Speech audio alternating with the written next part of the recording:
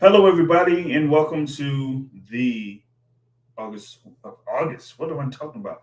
It's October 23rd, 2022, and this is the Boxing Source Radio Show. I'm your host, James Bell, the leader of the Boxing Source on social media. You can follow us on Facebook, Instagram, Twitter, and we have the YouTube page. Of course, we have our podcast on iTunes, Google Podcasts, Spotify, Amazon Music, or whatever you use for podcasts. And I want to add in our distinguished guest here on the show, been a contributor multiple times here. We've talked about multiple topics over the course of the past few months, and we are sure to be talking about one big topic here tonight. It is a great man here from War a Week Radio Network, Mr. Joseph Heron. How you doing? Hey, what's happening, Big James? How you doing, my friend? Oh, I'm doing good. I'm doing okay. I know, man. It's been very frustrating, very sobering to be a boxing fan. Yeah. But hopefully I can, get through this and try to be as forthcoming as possible. Well, I'm going to be as forthcoming as I possibly can, brother. When am I not, my friend? I tell you what, dude, anyone who is drawing hope, thinking that Terence Crawford is being honest when he says, oh, this is just a tune-up, we're going to restart negotiations when we're finished with this event. If anyone truly believes that, well, I've got some lakefront property in Arizona I'd like to sell him.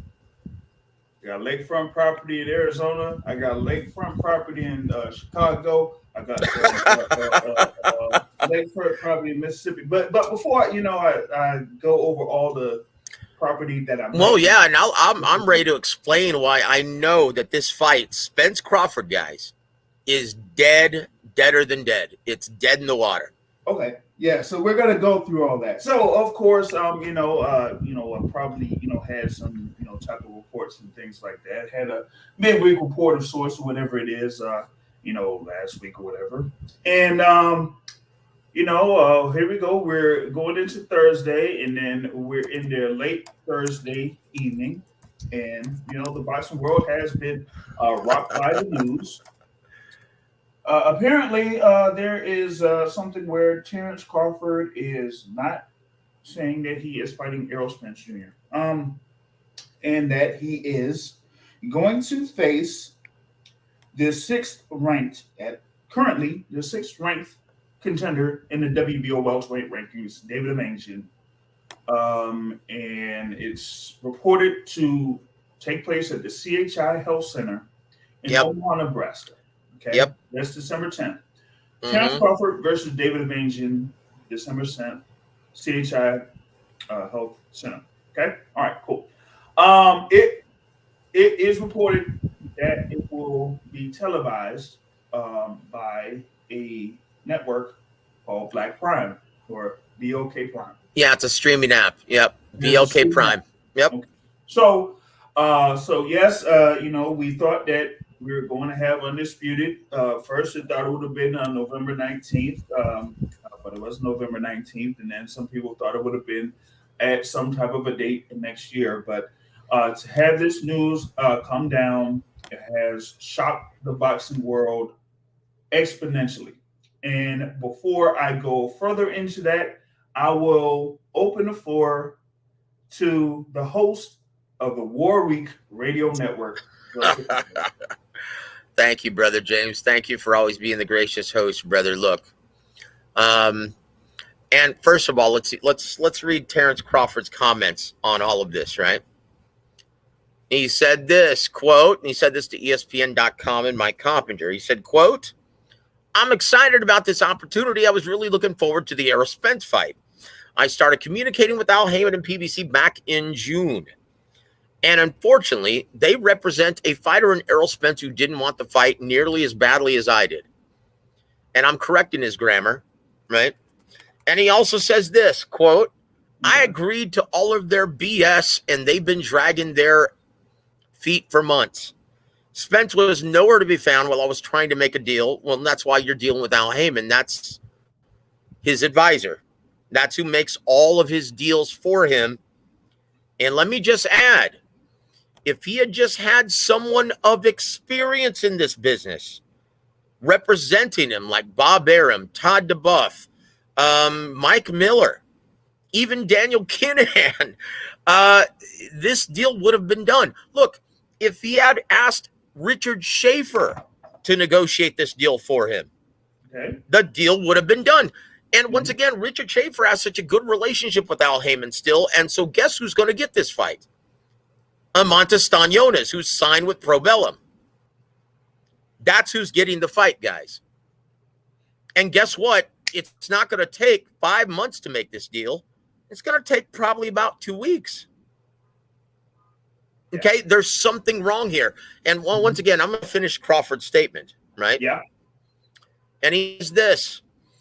I explained to Al Haymon and Errol that I was going to fight before the end of the year. David-Avanesyan is a very tough task. He's knocked out his last 6 opponents, and this guy is dangerous. Once I'm successful against Avanesyan, my plan is still the same, to whoop Errol Spence's ass. End quote. Right?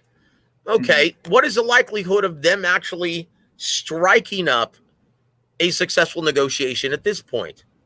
Because one, he went into this negotiation with his last fight making a guaranteed $6 million from Top Rank and ESPN.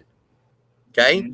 And based on that, he was demanding $22 million. They eventually got him down to 15, but he wouldn't budge from that. Now some company who's prepared to lose money on this endeavor is giving him a reported, now I don't know how true this is, but it's a reported $10 million. Okay? How you said that. I like how you said that. Okay, so if that is indeed true, that inflated purse further supports his inflated sense of market value. What is the likelihood of him having a successful negotiation, getting $10 million guaranteed to fight David-Avanesyan, and then after this pay-per-view tanks, he's not going to have any leverage? But he's not going to feel that way. He's not a ticket seller, and it's going to be proven once again. I mean, think about this. How much do you think they're going to make at the live gate in Omaha, Nebraska? They're not even going to crack $1 million there. If he wants people to show up, it's a mainstream venue in Omaha, Nebraska. It's going to have to be tickets reasonably priced. I guarantee you they're not going to be able to put 15, 16, 17,000 there, maybe 11 or 12. You're talking about a meager, maybe $600,000 gate. Okay, and pay-per-view sales, they may not even crack $25,000. Who's going to be promoting this event? BLK Prime with their 88 followers on Twitter? Okay, and once again, who's going to be promoting the event? For some reason, this guy, Terrence Crawford, thinks he has the infrastructure in place to promote a big-time event like this. When has he ever done that? Who's working with him? Okay, this is a dog with fleas, and it's a huge mess.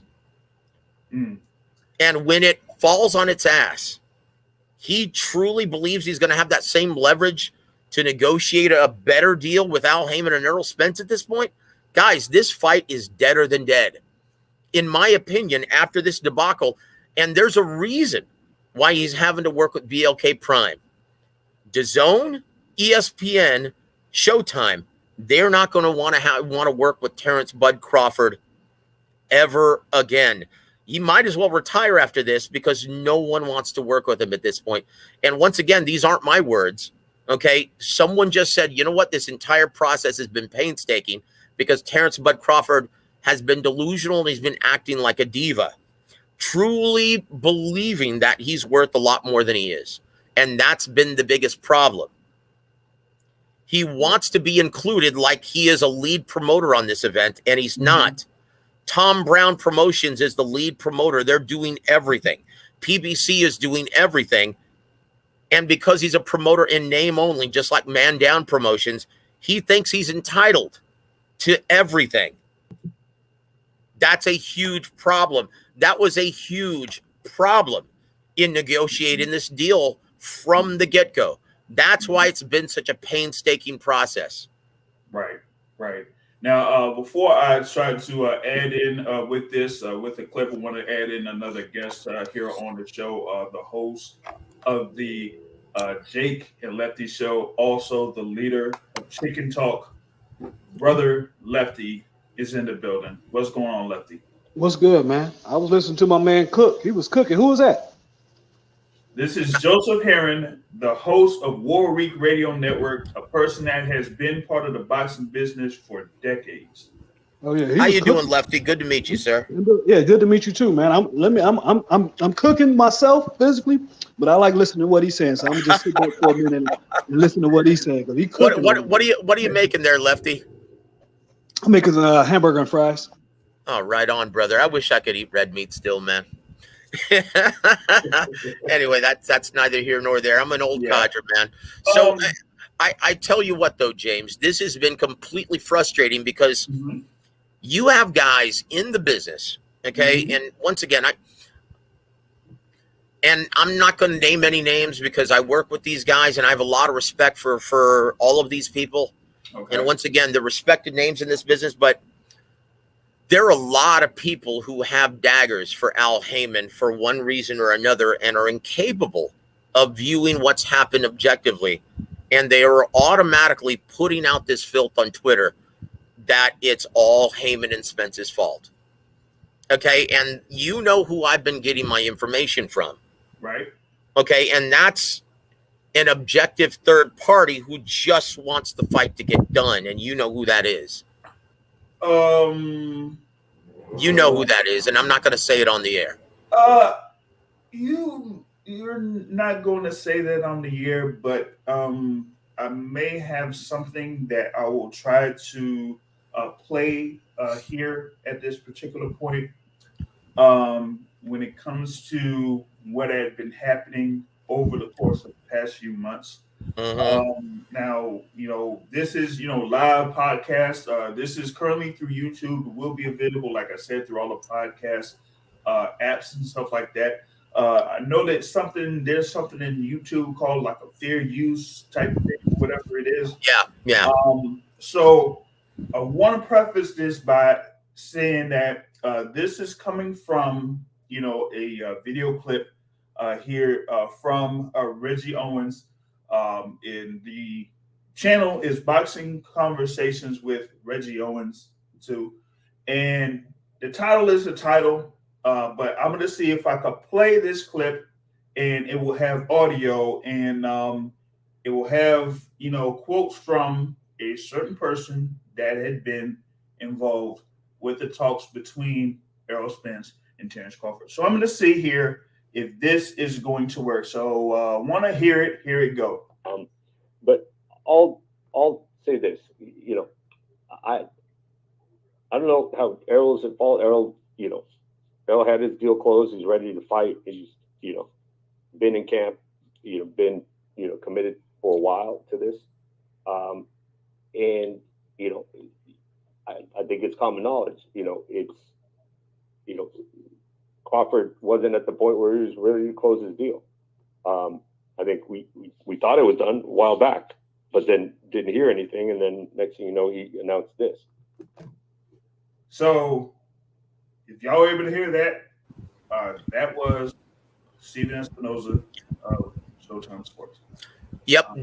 This is, and it's been consistent, yes, and so that answers the question, right? Who the mystery guy is. So, this has been consistent.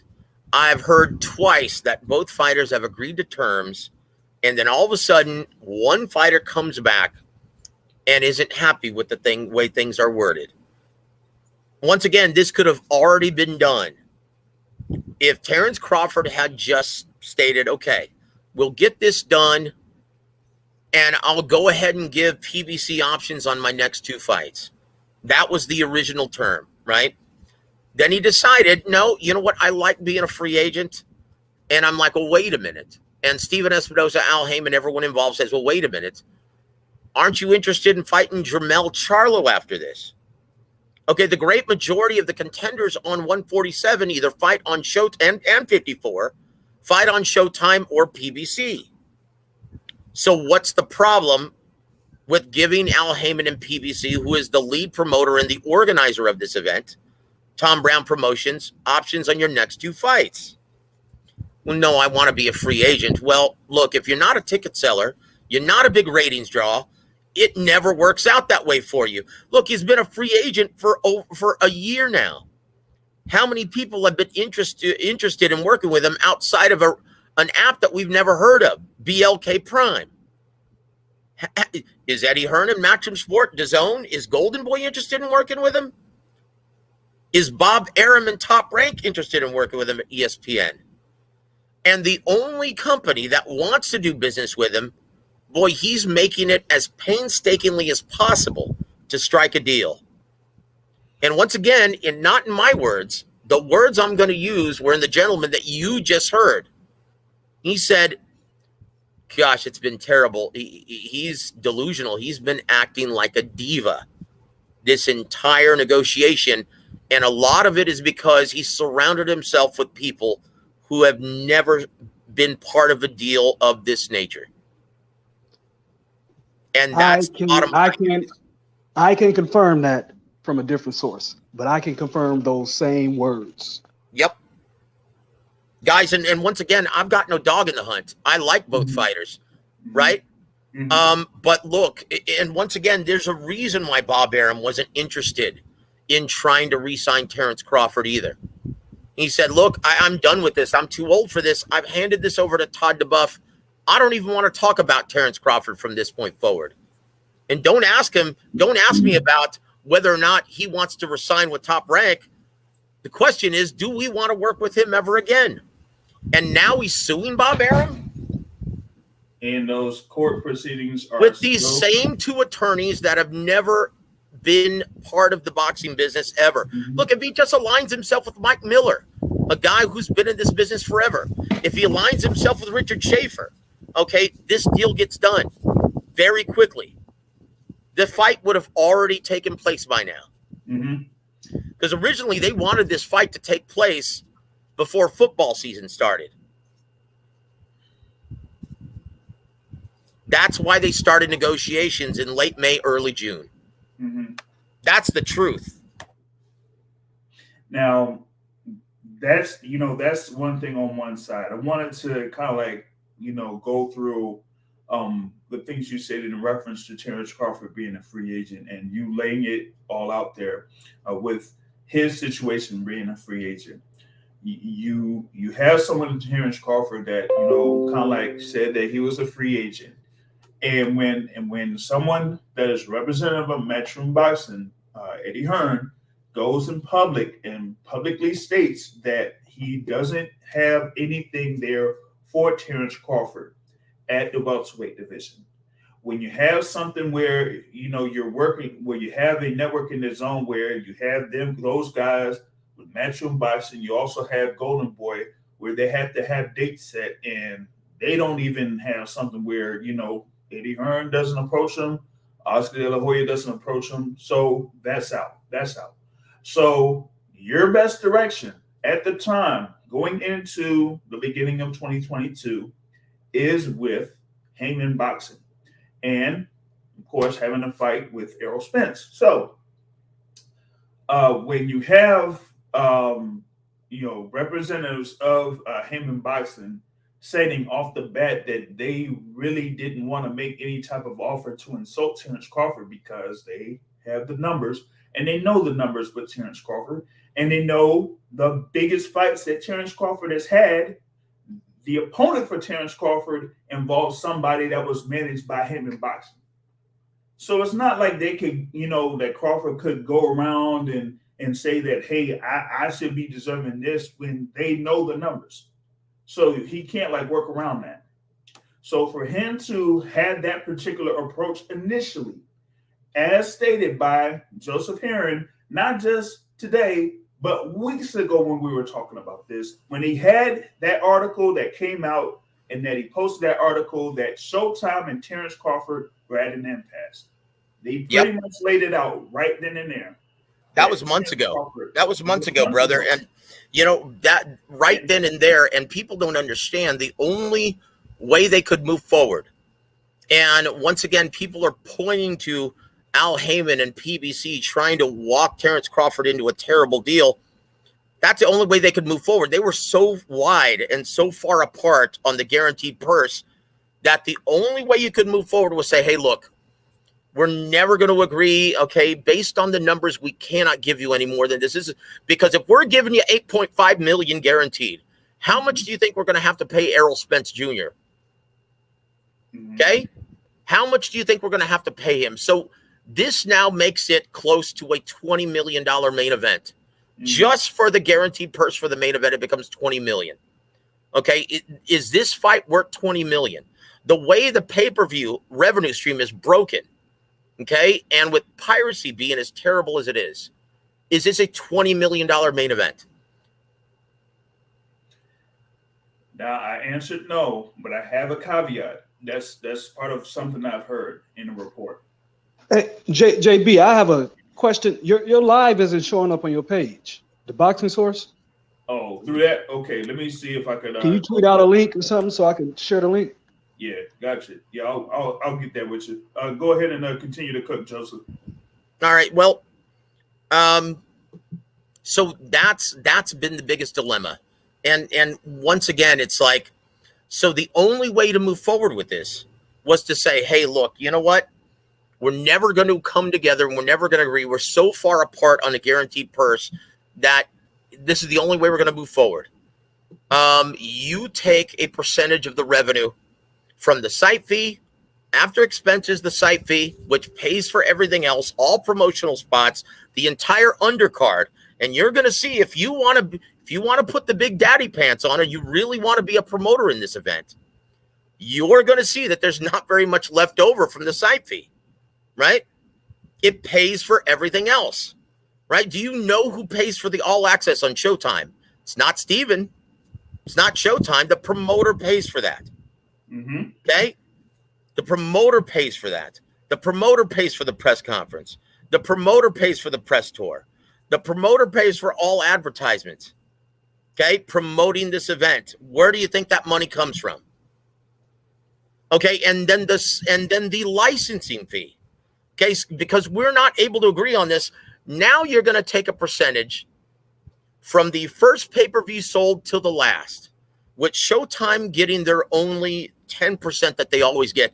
And most fans don't realize that. They think the networks are being greedy. They're only entitled to 10%, even though they're having to pay for the broadcast team, all of the presentation, the camera, the airtime. They're having to expend for all of that, and they're only entitled to 10%. The fighters get the great majority of everything. Okay? And so that was the agreement, and that's the only way you could move forward. Because when I stated that they were at an impasse, yeah, that was no exaggeration. They were at wit's end in terms of how do we move forward. That was the only reason why, and Terrence and his team agreed on that. Now, this is what kind of representation he has. Why would you take a deal like that? Why wouldn't you take the $8.5 million guaranteed? What mental genius talked him into not taking a guaranteed purse? That has to be the most absurd thing. A fight of this nature, and you're going to pass up a guaranteed purse? Right. Now, one thing you were talking about, and was kind of like mentioned there by a Mr. Stephen Espinoza, right? So this kind of like is how things go when certain fighters are, kind of like approached for fights, right? And we're talking about Errol Spence here, who came off of winning his fight against Dennis Ugas and unified the WBC, IBF, and WBA titles. So how things work is he gets presented, options as far as like fighters are concerned. Yep. And he chooses which fighter that he wants to have. And he may or may not have like a certain, dollar amount tied to it. But at that particular point, he knew that there was one fighter that he wanted, and there was no other option, and that was Terence Crawford. So they said, okay, cool. So they worked out the whole thing with Errol Spence and said, hey, we'll see if we can get you this. We know what you've been doing. So this is pretty much going to be the figure that we have at this point. So he's like, okay, cool. So then what they do is they go to Terence Crawford and they say, hey, we're looking at what you've been doing. We're looking at the numbers. We're looking at the figures. And what we're seeing is you're worth this. Because the math ain't mathing. Pretty much, that's the term. The math ain't mathing. So we say that you're worth this. So we give you this offer. Okay. He doesn't like that offer. He comes back with a counter offer with what you stated. And with what you stated is like, ooh, no, we can't roll with that. So then we come back and we say 8.5. And he turns around and says 15. And this whole thing about no guarantees. No, they started. Yeah, it's BS. They started with 5 million in the beginning of the negotiation. Terence Crawford started with 22 million. That's how inflated his sense of worth has been. Mm-hmm. That's how ridiculous it's been to try and deal with this guy. So with that being said, now the other thing that you mentioned, and this is in reference to site fees. Now I've heard that there was at least one site that was interested in hosting Spence versus Crawford, and that the site fee was, at least to me, going to be, good enough just to satisfy both parties. But apparently, that wasn't enough for one fighter.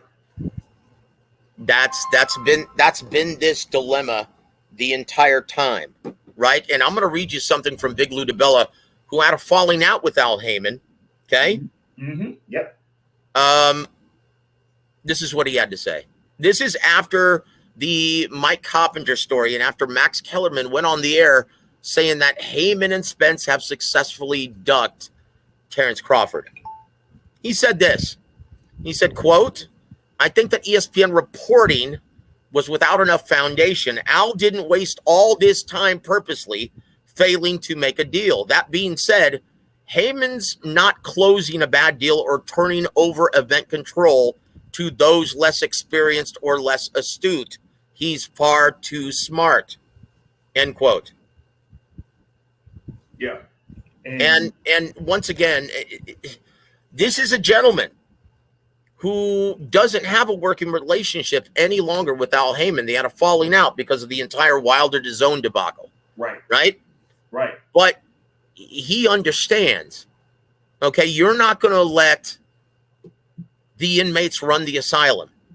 In a deal of this nature, someone who's never put together an event or a deal of this nature, Heyman is not going to hand over the keys to that guy.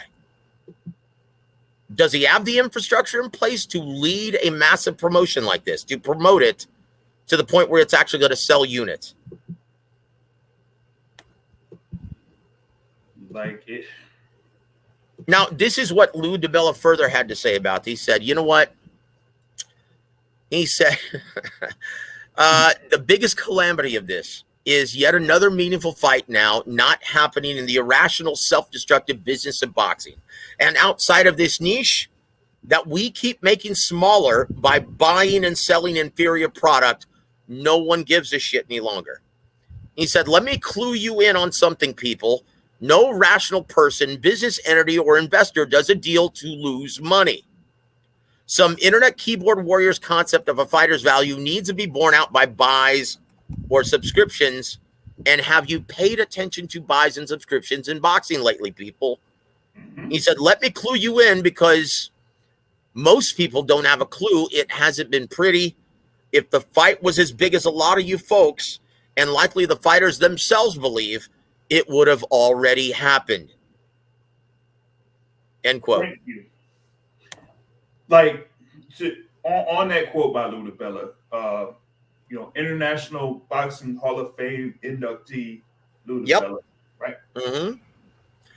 It seems like and keep in mind, let me just add this. Hold that thought, James. Keep in mind, Lou DiBella wasn't just a promoter. He was at one time the most powerful man in boxing, being the vice president of sports programming at HBO. That's right. He was the guy who would make these deals happen. Okay, and in a much healthier era of boxing, when pay-per-view piracy wasn't nearly the problem it is now. Right. Okay, so so he's looking at this without a dog in the hunt. He just wants to see the damn fight for the good of boxing. And guess what? When you have, pardon my French, these prima donna bitches who don't understand their market value and they're not surrounding themselves with the people who's going to give it to them straight, this is what you get. People who don't have a damn clue and think they're worth a lot more than they are. Look, just because you're the best pound for, it's run just like the music business. It's run just like the motion picture industry. Your level of talent doesn't equate to how much your market value is. Just because you're one of the best pound for pound fighters in boxing, that does not mean that you're going to make the most money and that you're going to be able to ask for those kinds of dollars. Unless you can actually put asses in seats and draw ratings and sell pay-per-view units like Canelo Alvarez, you have no business asking for that kind of money. And that's the last thing I'm going to say about it. Thank you for mentioning Canelo Alvarez. Lefty, you got something real quick? Yeah, I wanted to ask Joseph. So, because some people had just joined it, I sent a link to, and they just wanted to clarify. So originally, Bud all asked for $22 million, and they got it down to $8 million. They met at $8 million. Nope. They didn't even meet there. That's the whole purpose for the no guaranteed negotiation, right? The deal. Because they were so far apart. They originally started, Showtime and Espinoza, the way I understand it, they started at 5. Then they went up to 7. Then they went up to 8. Then their final offer was 8.5. Okay? Terrence Crawford wouldn't budge at 15. That's when we put out the article several months ago stating that Espinoza and Terrence Crawford are at a severe impasse and this fight is in jeopardy. So the only way to move forward was to have a no guarantee and say, hey, you know what? If you think you're worth this much, invest in yourself, and we're going to give you a percentage of everything. Everything. From the first pay-per-view sold to the last, you get a percentage of everything so you can see, and we can be as transparent as possible, and you can see exactly how much the real bosses of boxing believe that you're worth. That's the only way they could move forward with this deal. And obviously that still wasn't good enough. So he's just going to sit out and wait for $15 million, which is going to come out of thin air. Basically. Look, and the worst part about this is if he is successful and it is indeed accurate the way it's being reported, okay? And once again, the only people who were knowledgeable of this deal happening were the people involved with BLK Prime and Terrence Crawford. No one else had a clue. They were waiting for the contract to be signed or to be returned with the red pencil, right? Itemizing things that he didn't like. They were waiting on that return. It never came. And all of a sudden it was announced as a surprise to everyone outside of this deal that he was moving forward with the David-Avanesyan fight. Now, here's the problem. If he is getting paid $10 million, that in his mind vindicates exactly what he feels. Look, logically in his mind, he's thinking, look, if I'm getting paid by someone to fight David-Avanesyan for $10 million, then guess what? I was justified in demanding $22 million to fight the other best welterweight in the division. Undisputed unification. If I'm getting paid 10 to fight Avanesyan, a guy who couldn't sell out my living room on a Saturday night, then damn it, so this creates a bigger problem moving forward. I can pretty much say that 10 million guarantee are just words. It's not really how much he's getting paid. I actually interviewed the guy who's putting it together, Blue Blood. Yeah. Okay, then please explain then, is this going to be a progressive deal just based on how many units? Because if that's the case, he just blew his leverage. Okay, he just blew his leverage. After this pay-per-view only sells 25,000 units because it's not going to be promoted by Fox. It's not going to be promoted by PBC. It's not going to be promoted by Showtime. It's BLK Prime. And apparently Terrence Crawford's wants to be the lead promoter on the event, who's never even put together a club show. So after this tanks, he's not going to have any leverage if they want to start negotiations again. True. Yeah. True. Before I will be surprised. Be honest with you, I'm holding out judgment if the event even goes ahead. To be honest with you, I can tell you right now. After being around this business for 2 decades, this fight is deader than dead. This fight is deader than dead. There's no way that Terrence Crawford is going to be humble enough to accept a more meager, even after this pay-per-view tanks, he's not going to be humble enough to accept, unless he gets better representation, guys who are experienced. Unless he gets Richard Schaefer to handle this deal for him, it's not going to happen. It's deader than dead. Both fighters are going to be moving on, and that's it. Well, let me ask you your opinion on this for being in the business. Hold on. I wanted to add in someone before you ask that question. I've been on the queue for a while. Checking in from Tampa, representing as a fan of Raiders. Hey, that was a pretty good Chris Berman, brother. How you doing, Terrell? Hey, what's up, guys? How's everybody doing? Oh, enjoying this beautiful Sunday, my friend.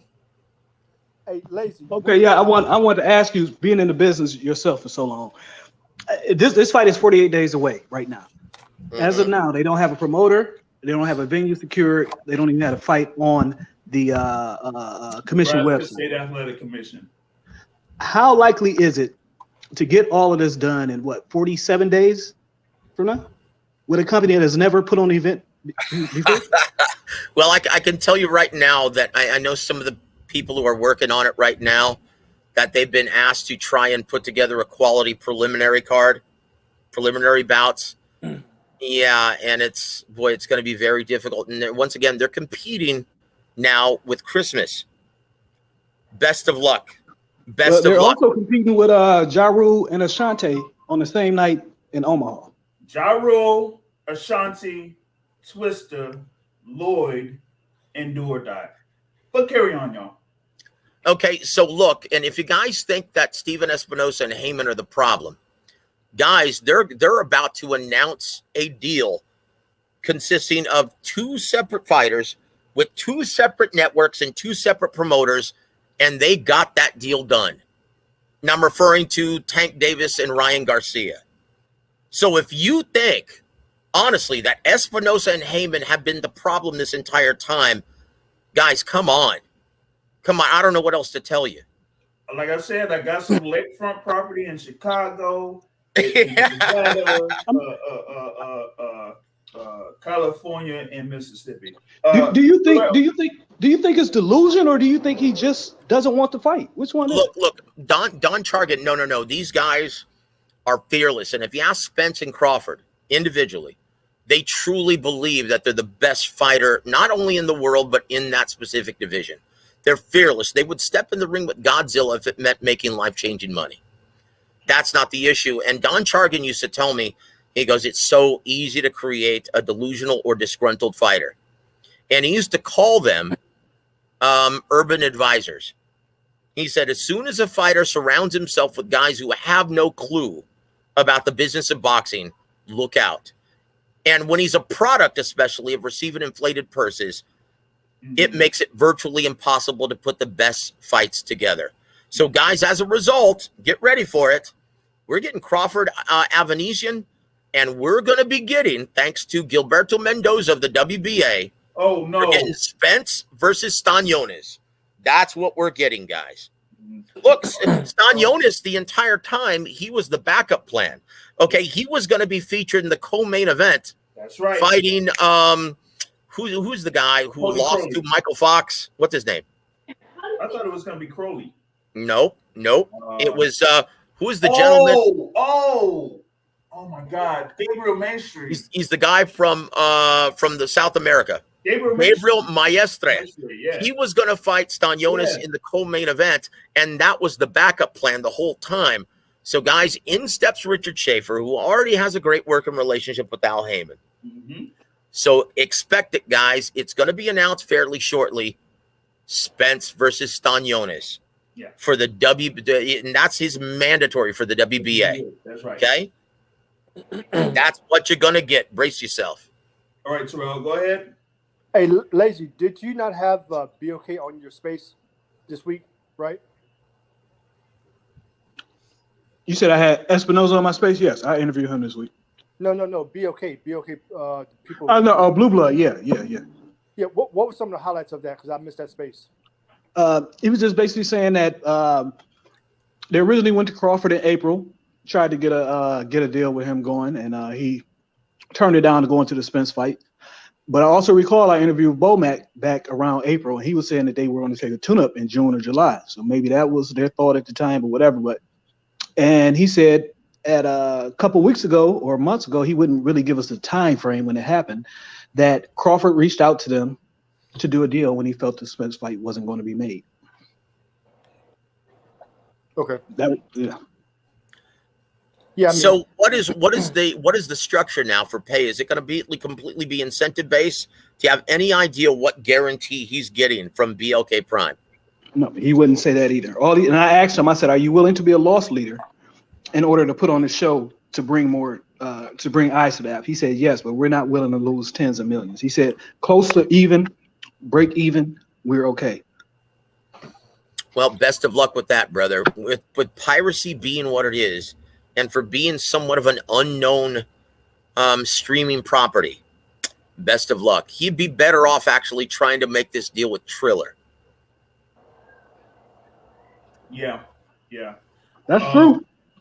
But, Joseph, going on one thing that you mentioned, and I made this comparison in reference to Terrence Crawford being a free agent to a certain fighter that has been, a free agent of sorts over the past couple of years or so, in Santos Saul Alvarez Barragan, or as people call him, Canelo Alvarez. And I've had a extensive discussion with a couple of people, one of them being a representative of, a company that, manages fighters or whatnot. But I talked with someone else and I told them, I said, look, if you have someone in Canelo Alvarez that is the most popular fighter in boxing, that, has had large purses with his fights, okay, and that they felt like when, Heyman Boxing had that thing organized with him versus Caleb Plant for the undisputed super middleweight championships, that they gave him what they gave him because they felt like that particular amount was what he was worth. And overall, if you look at the numbers, look like they pretty much got what they wanted. It was the most successful pay-per-view event of the year, at that particular time. And, all parties involved looked like they were happy in reference to that. But you compare that to someone, Terrence Crawford, who eventually later on down the line, in his last fight under Top Rank Boxing with Sean Porter, had been paid a guarantee of $6 million. And it was at the Mandalay Bay Event Center in Las Vegas. Yep. Okay. The Michelob Ultra Arena, yeah. Okay. And that particular fight was not sold out. That's number one. Yeah. Number two, the whole thing having it being on ESPN Plus pay-per-view, okay, that was whatever it was. Right now, given that fight happened in November 20th, 2021, not that long after that event took place, there was a certain podcast that happened with a Sean Porter, and he had a guest on there by the name of Terrence Crawford. Yep, I remember. And Terrence Crawford stated at that time that the issue with that particular bout and that particular event not being that successful was because there were people that did not know how to access that particular thing in order to do a pay-per-view. Now we're talking about ESPN with 12 million subscribers in the U.S. market. With 12 million. Okay. Yeah. So we got those numbers right. Okay. So you mean to tell me that you on record stated that, and now you're going to turn around and you're going to be involved in a fight that's going to be carried by an organization that even much less people. Wait, hold on. How many followers do they have, Joseph? Subscribers? Well, it depends. 5,000 downloads. I'm talking about followers on Twitter. Oh, on Twitter. I think last time I checked, it was 88. It might have grown since then, since the news. 88. Okay. Yeah, But it was 88. And I'm one of them. Oh. Okay. 88. Okay. Okay. We're not talking about 12 million, and especially with the Disney Plus bundle, right? You're not talking about that kind of strength, right?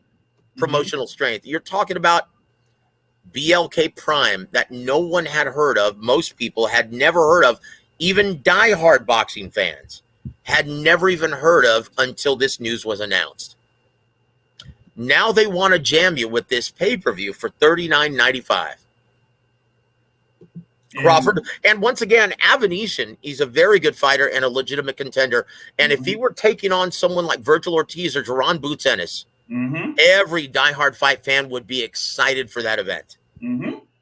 But this is Terrence Crawford on the heels of dropping out of a potential fight with Errol Spence. This is a dog with fleas, and this is going to be a huge financial failure. Now, I mean, you were talking about the thing there with Zepeda-Diaz, and like he could have potentially fought Vasyl Ortiz. It could have been a final eliminator of sorts for, I think it was the WBC at the beginning of the year. They were talking about that, but that didn't, necessarily materialize. So Vasyl Ortiz eventually faced for another final eliminator. And like you said, or Jaron Boots Ennis, could have really been something there. But we're talking about, like you were stating, one guy that is mentioned among the top fighters for pound, a guy that was, a world champion at 135, undisputed at 140, and has WBO title at 147. And when you know that you're pretty much like right there as far as like having the biggest fight that could be out there in boxing, and you go from that to fighting Zepeda-Diaz, no. But it's like we said, if you go forward with this fight, Terrence Crawford is really going to find out how popular he really is when it comes to this thing. That's it. That's it. But I'm going to tell you this, okay? And this is like we all know about, fights that's happened, over the past few years and things like that. I brought up Canelo Alvarez as one thing, right? Okay, cool. So you're going to have a fight against Zepeda-Diaz. Number one is run your hometown. Okay. If you are, and I'm gonna say this straight up, okay? I'm just saying it to say it, be real. If you're as popular as you say it you are, you're going to have fights outside of Omaha. Let me bring up one example. Gervonta Tank Davis. Fights in Atlanta. Has fights in. Did great at the State Farm Arena in Atlanta. Yep. Has had fights in Los Angeles Staples Center. Yeah. Look, during COVID, he sold over 9,000 at the Alamo Dome in San Antonio, Texas, with Leo Santa Cruz. That was during COVID. You had your fight, in the Staples Center, against Isaac Cruz Gonzalez, and your last fight against Roland Romero at the Barclays Center produces nearly $4.5 to $5 million at the gate. If Terrence Crawford can produce that, then okay, I would kind of say, yeah, you could command what you pretty much asked for. But when it's on record that people say that you're not getting the numbers, the returns aren't coming for you, you can't really kind of like Well, ask look, for 22 million. This is a guy, James, who still blames Bob Arum for not promoting him properly, and believes that's the reason why doesn't have the kind of market value that he deserves. I'm like, what more could he possibly do for over half a decade, making you a headliner on HBO and ESPN, the two most widely recognized sports franchises or platforms in America? Mm-hmm. What more could Bob Arum have possibly done? And so so this already should have shown everyone that the problem isn't with anyone else. The problem is with Terence Crawford not understanding his realistic market value and not surrounding himself with people who are knowledgeable enough to give it to him straight. Okay. So here's the bottom line, brother. Here's the bottom line. There's the last thing I'm going to say about this. Bud has officially turned into a damn diva. And he's going to have a hard time working with any major player in the biz after this debacle has completed.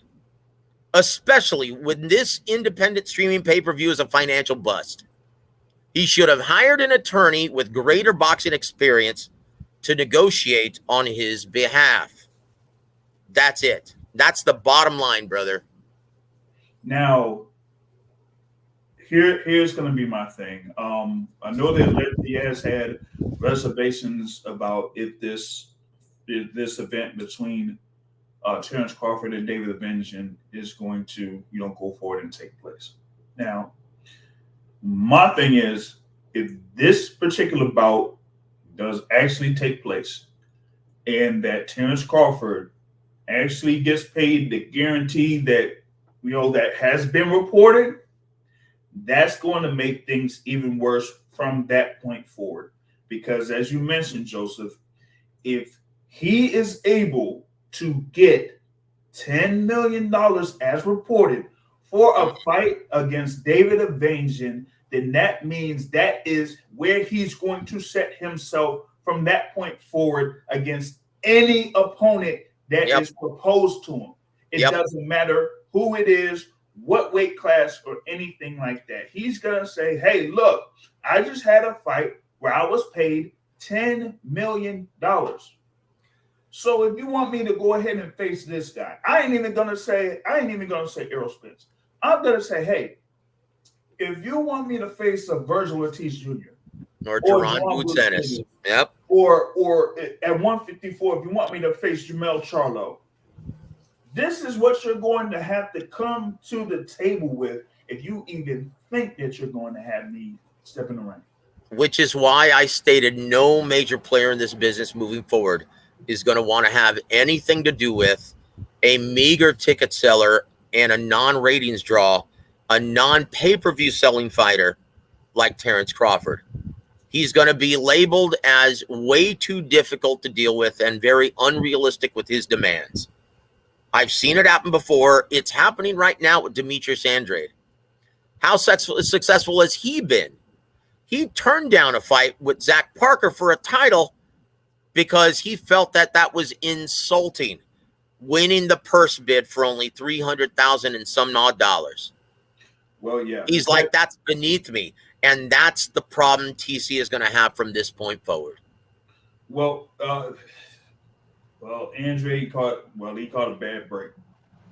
But even with the thing that happened now, he caught a bad break. The initial purse bid that he had while he was still with Matchroom.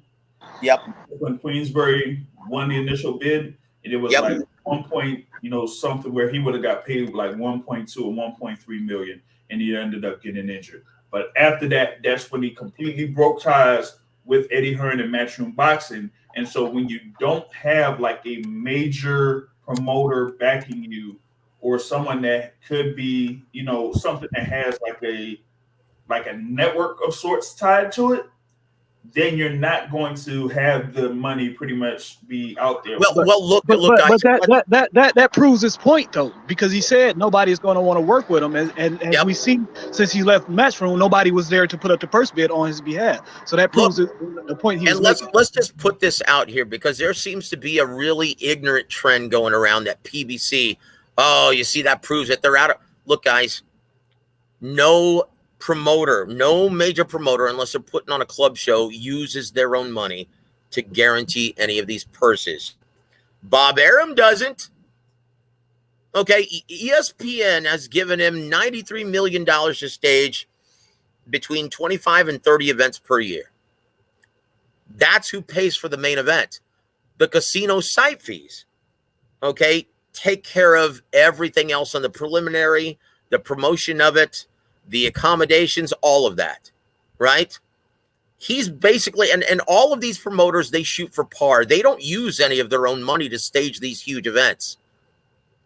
Okay, the network, no promoter does. Do you think Matchroom Sport and Eddie Hearn, they use their own money to guarantee purses for a Canelo Alvarez? No, that's DAZN. Guys, networks guarantee the purses for the main events, these multi-million-dollar main events, not the promoters. And it sickens me that all of these, content creators who have never done a damn thing in this business, very few of them have even visited a fucking gym. And they want to profess, oh, PBC's, they're out of money. See, this just, and you know what? Learn the fucking business. Do something in this business. Go help a promoter on a club show. So you learn how this shit works before you open up your fucking trap. Pardon my French. Sorry about that, James. Yeah, they need to see if they can work with a club promoter in reference to, like, say, reserve a venue. Work with a club promoter in reference to putting down hustling for sponsorship. He's hustling for sponsorships, advertising, paying fighters, for the money that they will be able to accept in order to fight in those particular cards. Have they ever looked at a standard fighter contract? Do they know how long it is?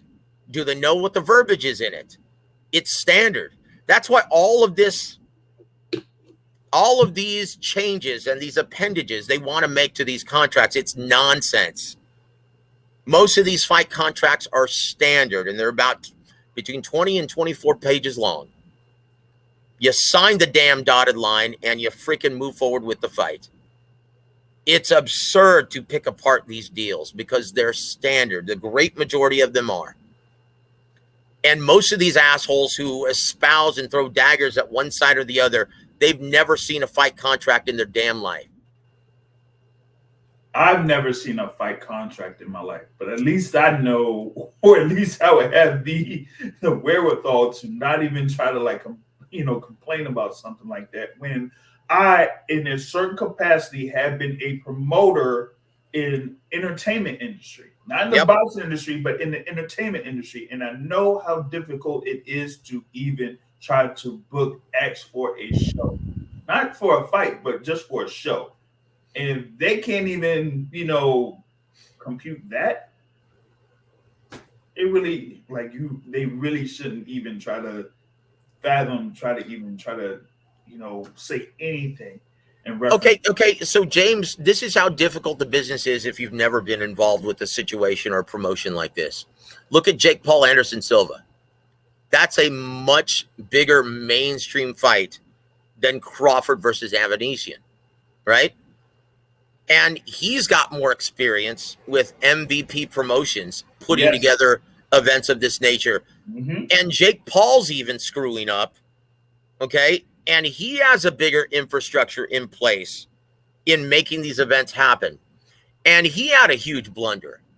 Why would you put this event, a mainstream event that any Vegas casino would be interested in paying the site fee for, why would you put it in Phoenix, Arizona, where you're forced to hustle and sell tickets? And have you seen the map on Ticketmaster?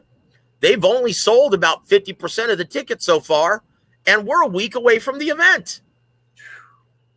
That's what I'm saying. If you've never done anything in this business, surround yourself with people who have, or you're going to be bleeding dollars. Yeah. Okay, does Terrence Crawford have that in place right now? And he wants to be the lead promoter in this event in his hometown? Don't look like it. And I'm telling you, it just looks like it's going to be a mess. But we will see. how things go here over the next few weeks. Like I said, this news has been trending on sports, well, at least through Twitter. It's been trending, stuff like that. So we're definitely going to be hearing more over the course of the next few days. Moving forward, before I go into the preview of sorts for the upcoming bout or the upcoming fight card that will be at the theater in Madison Square Garden, there was also some news that came down. I think it was earlier today, I think through Ring Magazine or something like that, where there may be a lawsuit pending from Mr. Peter Khan that's going up against George Kambosos Jr. in reference to him not being paid, what he should be paid in reference to the fights that George Kambosos had with Devin Haney. Now, that's, a whole thing that goes down between, managers, promoters, and fighters. But for me, when this came out, one thing that stood out to me was that they kind of like disclosed what George Kambosos Jr. was getting paid for that. And it's not what folks were reporting That's over right. the course of the past few months. Oh, folks were bragging about George Kambosos Jr. has his fight with Devin Haney, and he's getting paid $10 million for the fight. No. It was less than half of that. Less than half of $10 million. And they pretty much broke down the numbers that Peter Khan was supposed to be owed. And they broke down the percentages for that. But we're talking about Peter Khan, who was kind of instrumental in trying to try to get the thing with George Kambosos put into position to face Teofimo Lopez for those unified lightweight titles to begin with, and was trying to orchestrate that particular fight to happen on Triller. But you don't know what happened there. So what's done is done with that. Okay. Now it's like, okay, whoa, he won. Oh snap, he won. He beat Teofimo Lopez. He's unified lightweight champion. Now what do we do? Let's see what we can do. Let's see what we can work with. You had, once again, the International Boxing Hall of Fame inductee, Lou DiBella, be instrumental in securing a deal for George Kambosos to fight Devin Haney for the undisputed lightweight championships. But, like I said, those reports that were coming out in reference to what George Kambosos was getting for fighting over in Australia, well, apparently that is the case.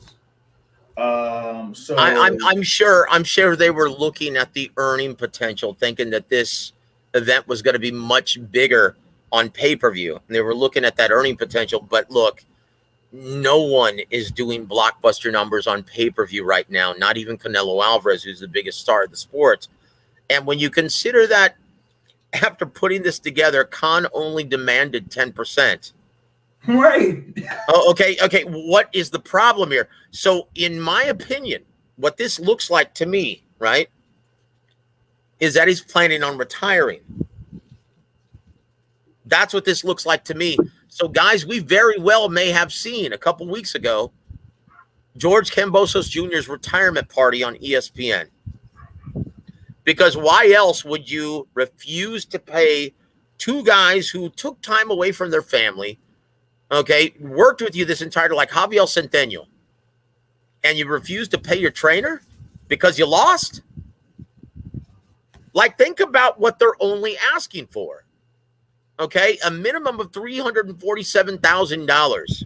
That's Peter Khan. And then Centennial, only $280,000. Okay, guys, this, and I hate to say this, but this happens all the time in the sport. If you think that only fighters are getting screwed out of their money, no, it's everybody. Yeah. Okay, everybody, and people who are going to remain nameless. I've had to fight for certain trainers to get paid from certain promoters and to make a third party check, right, for these trainers just to ensure that they get paid. Yeah. That's how often it happens in this business. But what this tells me is that George Kambosos is riding off into the sunset after making life-changing money, and he's probably not going to fight ever again. Oh yeah, for sure. That's definitely the case. I mean, I thought that was it. Pretty much when he got the two, the two deals, because like you had the thing where like he had the initial fight there with Devin Haney. It was there in Australia, and you don't get this one, but you get two fights in Australia where you're getting paid life-changing money regardless of what the amount was going to be, right? So you have this and you're thinking like, hey, I know that coming into the first fight, like, check it. Like, I'm not even really in the same league as Devin Miles Haney. But I'm gonna try to give it a go, and that's what happened. See if we can do that in the first fight. But even to think about that at this point now, after losing 2 consecutive fights to Haney, his style has been exposed. We see that he's a limited fighter at best. He just happened to strike gold against Teofimo that the last time he beat him, when Teofimo wasn't all the penalty and things like that. So at this point, for Kambosos he has to get back in line. In order to do that, he's going to take his show back on the road and come fight here in the U.S. And at that point, who is he going to fight? Because he's been exposed already. And then on top of that, the money is not going to be nowhere near the same for him to fight again. So what, like you guys are just saying right now, he's already made his money. That's life-changing money. Yep. But never have to And fight. that's the whole reason why he's not paying his team. That's it. So why go back on the road and start all over again? For what? I'm good. My bank account says I'm good. So, yeah, like you guys are saying, he would never ever fight again.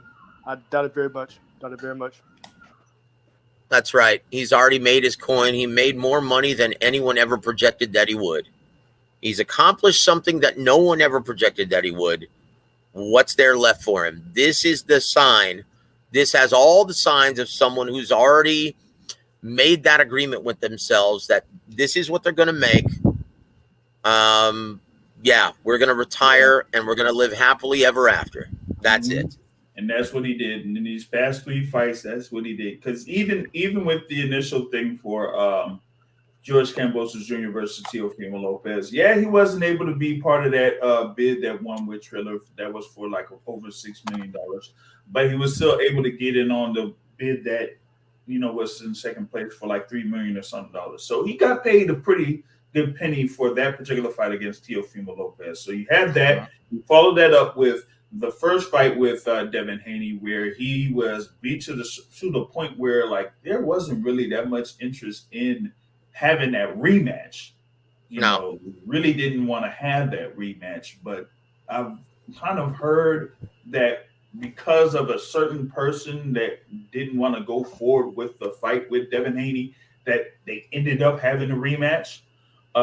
So we just had what we had that previous Saturday, and Devin Haney beat him even worse. I was surprised, and credit for Kambosos for being the horse that he is, man. I thought he was going to get stopped in the late rounds of that fight. He was taking a beating.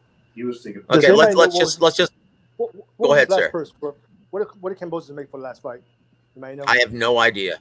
If it were at any state athletic commission in America, it'd be very easy to find out. But it's not as transparent in Australia. Right, and we would have to find out, if this whole thing with the trial goes forward. But the reports are that he pretty much made around $4 million. He made like $10 million. He made about $350 or $3.5 million. Yeah, $3.5 million. So that's even lower. So That's not a good look for Mr. George Kambosos Jr. But and he doesn't care anymore. He doesn't care. Yeah, he doesn't care. But at the same time, like with Devin Haney, remember he was the quote unquote B-side on that. So now we run into another potential Terrence Crawford problem with Devin Haney. After picking up all the belts and becoming quote unquote the man at 135 pounds. And when the prospect is proposed to him, right, to fight a very challenging matchup on paper, whether it plays out that way, it remains to be seen. But to fight a challenging matchup like Vasyl Lomachenko, a much bigger domestic fight, right? Let's just all face it. How much do you think Devin Haney is going to expect to be paid for this endeavor? I don't know. That's a potential problem in making this fight. In my opinion, he's going to expect too damn much, and the fight's not going to be made. Well, I think even with that, even with him expecting too much or whatever it is, what we're going to find out, and this is transitioning into the card there at the theater at Madison Square Garden, that he's going to find out about Vasyl Lomachenko and Lomachenko's overall market value. And it should already be evident because you're having Vasyl Lomachenko versus Jamaine Ortiz at the theater at Madison Square Garden. And that's right. Know what it is to have a fight or a fight card at the theater at Madison Square Garden in comparison to having it at the main. You're talking about a difference of 20,000 compared to 5,000. That's you've covered fights at the theater, brother. Yes, it's about 5,000. That's it. Paying customers. That's it. I've done it at the theater. I've done it at the main arena. So you have that, right? And with that being said, you also have to take into account what the projected gate would be. All people would have to do from an investigative standpoint is check the ticket prices for each particular level there at the theater in Madison Square. And you just send an email to Melvina Lathan. That's it. Oh, okay. I'll that's it. I'll definitely make a note of that. That's all you have to do. Send an email to the New York State Athletic Commission. Yes, and once again, because of the Muhammad Ali Boxing Reform Act, okay, they have to be transparent and disclose how many tickets were sold, how many were comped, what's the entire gate receipt. Yeah. Thank you. They have to be transparent with all of that.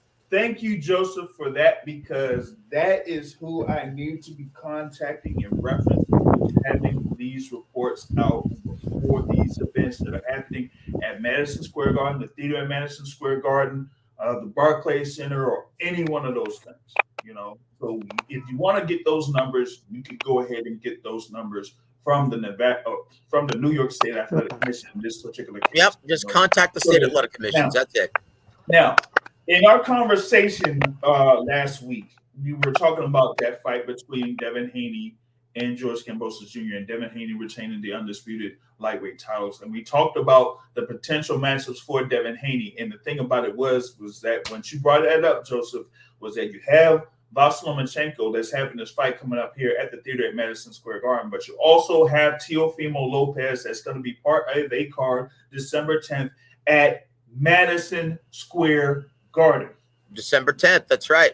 Okay, so you're going to have someone that's fighting at the theater, and you're going to have somebody that's fighting in the main arena. And you're going to have those numbers from the theater, and you're going to have those numbers from the fight at the main arena. And you're going to be saying, hey, this particular fighter over here is bringing these numbers. Wait a minute. So there's a free fight on ESPN, Heisman Trophy weekend, right? On December 10th. What other fight is going to be on pay-per-view that night?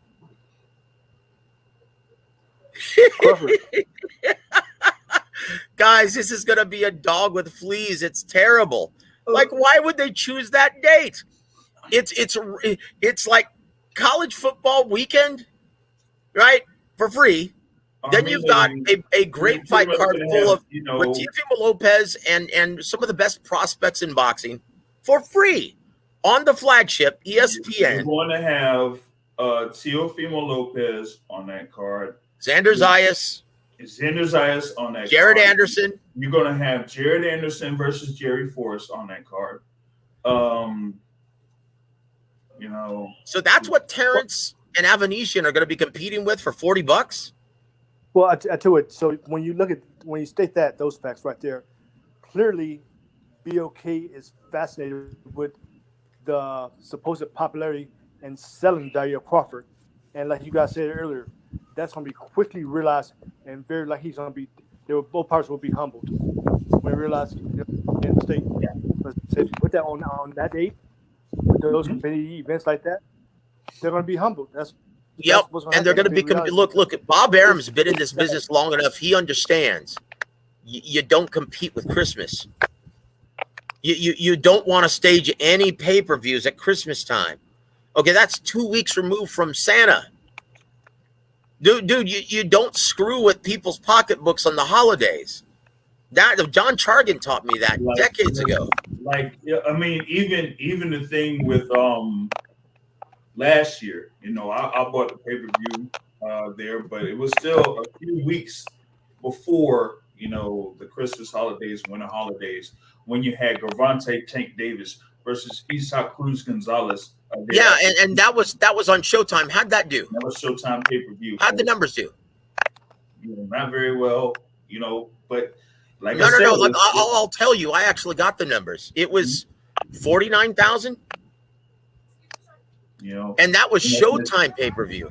There's Showtime pay-per-view, and but there's still, more. But we're talking about like that face value amount of buys there. So yeah, you really don't want to touch having pay-per-views there in from that Thanksgiving holiday up to the Christmas holiday going into New Year's. You really don't want to have pay-per-views around that time. So yeah, I'm telling you. Yeah, you're dealing with the NFL, the NBA also. Okay, college football. Oh, dude, what are they thinking? What are they thinking? Look, if you've got a legitimate draw like Tank Davis, okay, fighting a very good style matchup, but at the time, no one had really ever heard of Isaac Cruz, right? Yeah. And so, how does he do? Okay, this is a much bigger mainstream. This guy's got more mainstream juice than Terrence Bud Crawford. Yeah. And how does he do? And this is powered by a mainstream platform like Showtime. Right. How does he do? Okay, so what are we to expect from Terrence Crawford, David Avanesyan for $40? I'm telling you guys right now, I'll be very surprised if he cracks the 15,000 mark. And I think I'm being generous. Like I said, I've stated what is happening on that date. I've stated what's happening in Madison Square Garden. I've stated what is happening at another venue in Omaha on that evening. Listen, if they go forward with it, more power to them. But like you said, you got to be able to understand logistics and what is going on around that time to actually plan a fight during that particular date. That's just me being straight up. And they would have to put a very decent co-main event on that card in order for it to even do anything decent. And if you're going to do that, you got to pay for that. And I already know their budget is already very limited. Right. Like I said, like OG said, they know they likely will take a loss, but at a certain point, the loss has to cut off. Can be in terms of tens of millions of dollars. So if the card is just Crawford and Avanesyan, and somebody's on the undercard, somebody you never heard of, doomed for failure already right there. Well, look, and once again, the live gate, we've already established the live gate pays for the entire preliminary. That's right. With the limited live gate that's going to be generated at Omaha, Nebraska, who do you think they can afford to support Terrence Crawford. Like, realistically, who are they going to be able to afford? Now, I'm looking here, and I know it says for the CHI Health Center that the capacity, when I guess it's for men's basketball for the Quaking Blue Jays, is around 17,560. Okay, so depending on how they construct their venue for boxing, they'll have a certain amount that will be for capacity. So you have to be able to set a price for the ticket at each level. That's right, James. And look. This isn't a casino show, right? Exactly. If you want to fill this event, let me give you an example, right? Mm-hmm. Do you remember a much bigger commercial draw? Julio Cesar Chavez Jr. when he took on who's the gentleman who got knocked out by it was in San Antonio, Texas. They had Nonito Donaire in the co-main event. It was on HBO, right? Who was the gentleman that he fought that night? Anyway, they packed over 30,000 fans in the Alamo Dome, and the gate was hovering around $1 million only. Okay, because you have to make tickets affordable in order to fill a venue of that size. Mm-hmm. So they'll be lucky to get $500,000, $600,000 at the live gate.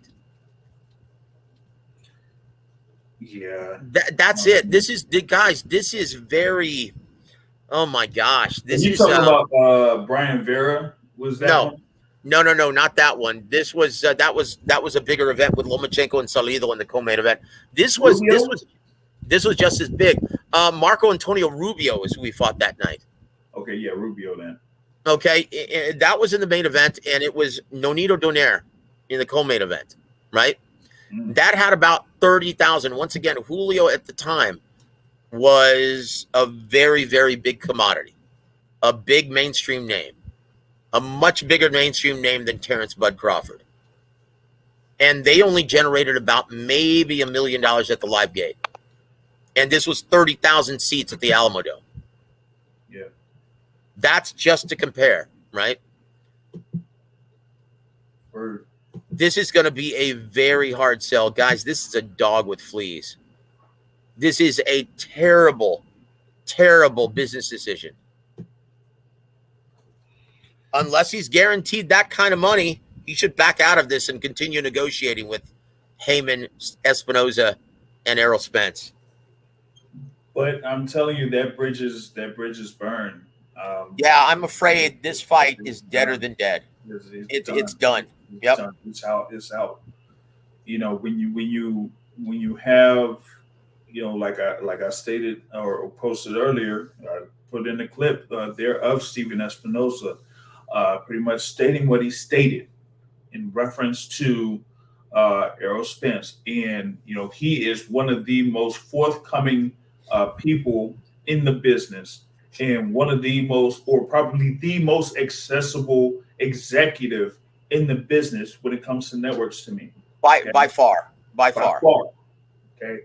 And he pretty much explained it as good as he possibly could, you know, even with, you know, the preface from, you know, the person that he was talking to there. Like he said, like he didn't want him to kind of like, you know, say too much. Yeah, of course. So, you know, Stephen Espinoza worded it in the best way that he possibly could, you know. And well, yeah, it blindsided everybody. Yeah. Unless they were directly involved with this deal between BLK Prime and Terrence Crawford, no one saw this coming. No one knew, because it's like you were saying, like he thought like, yeah, we got what we got for, you know, Errol Spence, and we, you know, had this thing here for Terrence Crawford, and we were waiting for something in reference to, okay, if you're cool with it, you could send it back with your signature. If you're not cool with it, you could tell us, you know, what other issues you would have with it, and that's what they were waiting on. And then all of a sudden, this comes up. Yep. And that I'm telling you, it's just really, you know, shocking. But I mean, it, at this point, it is what it is. We'll definitely be, looking for what other news and notes that we have in reference to that particular event. Wanted to try to go into this thing upcoming for Saturday, October 29th at the Madison Square Garden Theater, headlined by Vasyl Lomachenko versus Jamaine Ortiz. There, of course, Jamaine Ortiz is there, undefeated, 16 wins, 0 losses, 1 draw. They're going up against Vasyl Lomachenko, former unified lightweight champion. Here at this particular point, has had his bouts to kind of like recover from his loss to Teofimo Lopez. He had fought Masayoshi Nakatani and fought Richard Comey last year. So this is the first fight for Vasyl Lomachenko here in 2022. Jamaine Ortiz, okay, James, Jamaine Ortiz isn't a guy that's very easy to look good against. Right. He's a very awkward fighter. So if Vasyl Lomachenko goes out and looks sensational against a very awkward fighter who's safety first, right? Yeah. Boy, it's going to create a ton of buzz to see Loma versus Haney. Right. So that's going to be really interesting. But once again, he's got his work cut out for him. No one looks good against Jamaine Ortiz. No one does. You could ask Jamel Herring. Boy. So that's one thing there. Now you also, are having, Robeisy Ramirez facing Jose Matias Romero. That was supposed to be who was it? Who was going to be the opponent for Robeisy Ramirez? Was it going to be? I got it here. As Jesse Magdaleno had to pull out of this particular. Yeah, and you know what? Regardless, Robeisy Ramirez, boy, I tell you what. I'm not going to say this on your podcast, but it's going to be interesting to see if there's stringent drug testing for this event. Okay. Yeah, we'll leave it at that for that particular. Okay. So once again, also on this card, Richard Torres Jr. Is going to be competing the heavyweight, the former Olympian. Also, Duke Reagan is going to be on there. Yeah. Nico Ali Walsh. This should be a really Troy Isley. Abdullah Mason, Tiger Johnson. This is going to be a tremendous event. And once again, you have to applaud Top Rank for keeping their prospects busy and on camera. Mm-hmm. Like they are the very best in the business in terms of, building and nurturing their prospects' careers. Mm-hmm. And you also have, Mr. Hitman Haven Brady Jr. that, has, talked with us here as of yesterday. He will be facing Eric Mondragon. That fight will be north of 126 pounds. He was scheduled to have a fight that was at 126 a couple of months earlier, but he failed to weight. So we'll see what he does here to, make that 130-pound limit. He does feel like he could still make 126, but that, we'll see how that goes. He did also say that he got some good work being at Bosie's dungeon in Philadelphia. Of course, Bosie is Bosie Ennis, the father and trainer of Jerome Bosie Ennis. So they're definitely doing some work there in Philadelphia. But there's great people right there. Great people, man. There's going to be a lot of work out there, or a lot of prospects that will be featured on this card there for ESPN Plus at the theater at Madison Square Garden on October 29th. Don't forget about the fight in San Diego on the same night on DAZN, brother. Oh yeah, we definitely got Jojo Diaz versus William Zepeda. That's great bout there on DAZN. Very key bout, in that particular division, man. To me, that's make or break. That's make or break for them fighters, man. What are your thoughts on Zepeda versus Jojo Diaz at 35? For me, it's more make or break for Jojo. Chihuahua. You know what, brother? We've already seen what happens to a very skilled boxer puncher who doesn't have that kind of power at 35. When Zepeda fought Hector Tanajara Jr., what happened? You've got to be able to earn that respect from William Zepeda to keep him off of you. If you can't punch at 35, you're going to be in a boatload of trouble and find yourself on the canvas looking up. And unfortunately, brother, I mean, he's got some. Jojo Diaz is a former Olympian, but come on, let's face it, he's a natural featherweight. Yeah. When he started his career with Golden Boy, he entered the professional ranks at 122. Okay, this is a guy who's not a natural lightweight fighter. He's got the skill set to pose a lot of problems stylistically for William Zepeda, but if you can't get his respect, he doesn't respect your power, best of luck to you.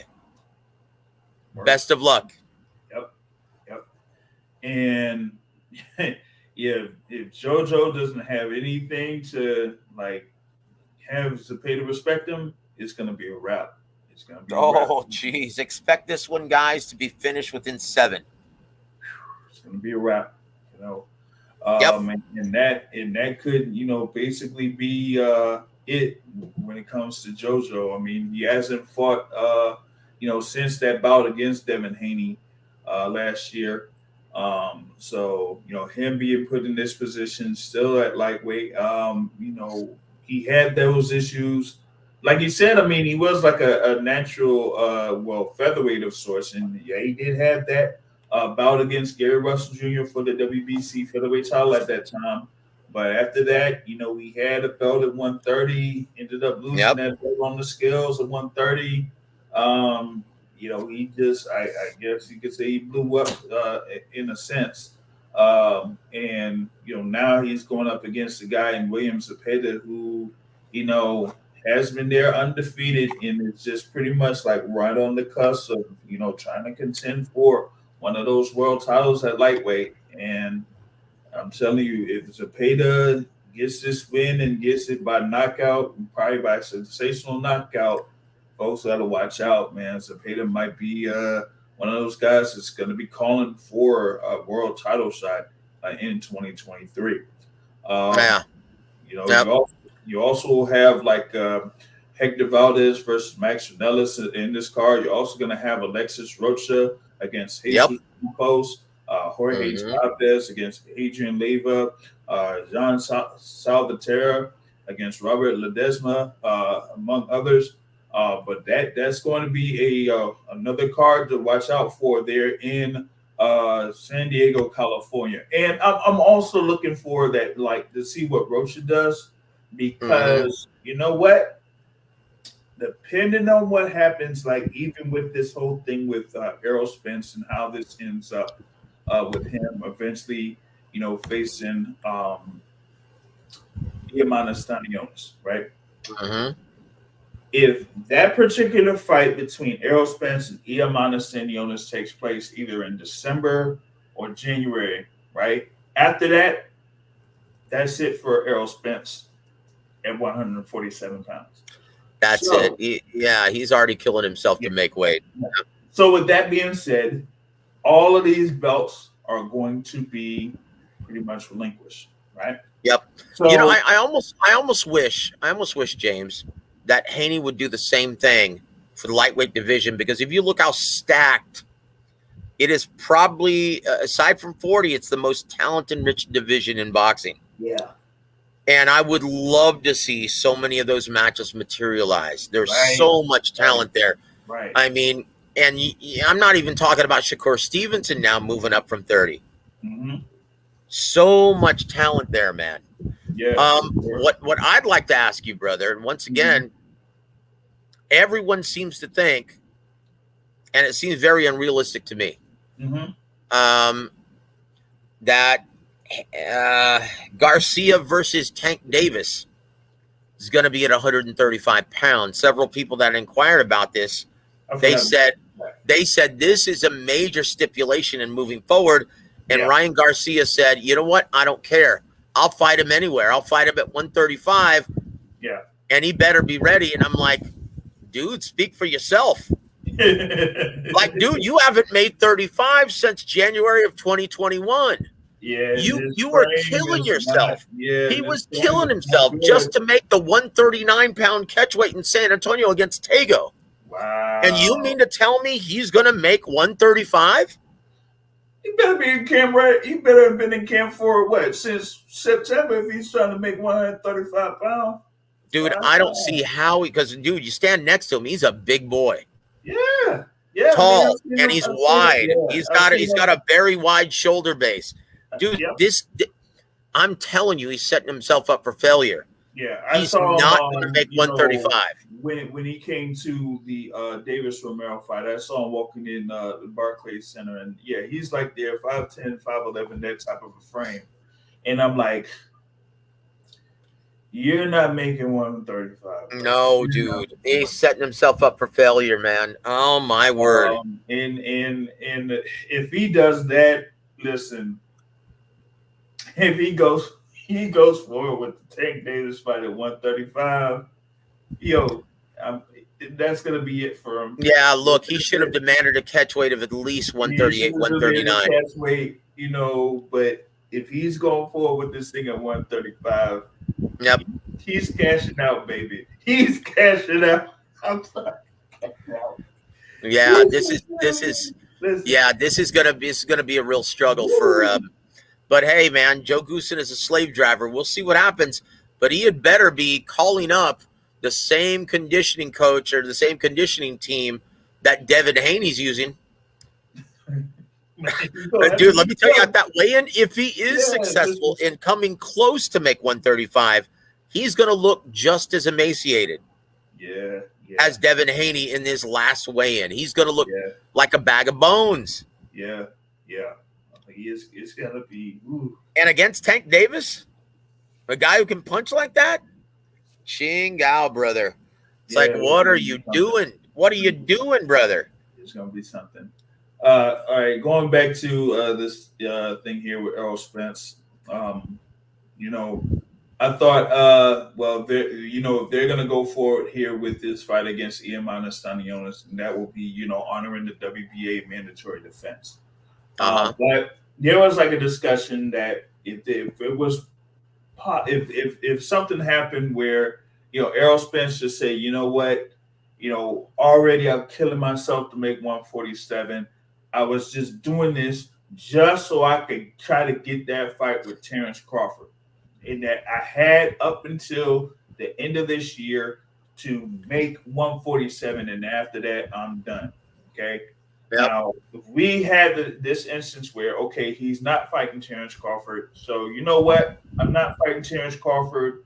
There's no point in me, getting down to 147 for any other fight, even though there might have been a couple of fights out there for him at 147. And he moves up to 154, right? And by doing that, he pretty much gives up all those belts, WBC, WBA, and IBF, right? So I was saying, hey, okay, if he gave up all those belts, what would be potential matchups that could happen for, at the time, if it would have happened, vacant titles? Okay, so I put up these particular fights here for this. Okay, for the WBC, I would have had Keith Thurman versus Yordenis Ugas. Okay.